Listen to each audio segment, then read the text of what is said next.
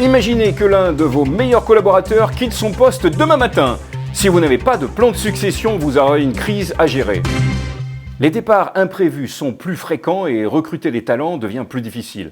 Une récente étude Nespe a montré qu'en France, le turnover a doublé durant ces 20 dernières années.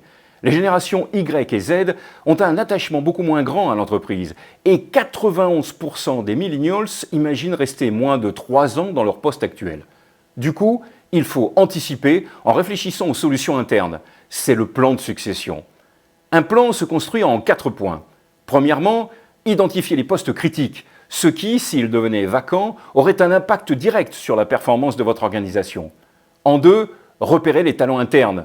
Quels sont vos collaborateurs qui ont le potentiel et une appétence pour évoluer?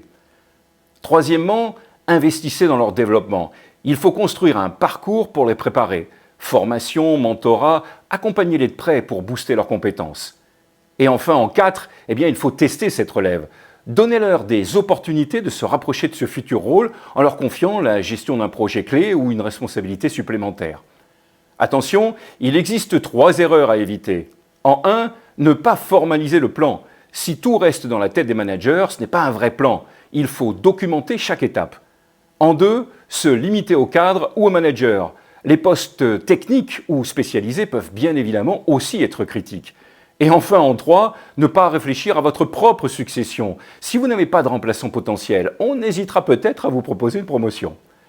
Conclusion, les plans de succession sont un levier stratégique essentiel pour motiver et fidéliser vos talents tout en garantissant la continuité et la performance d'une entreprise. À bientôt!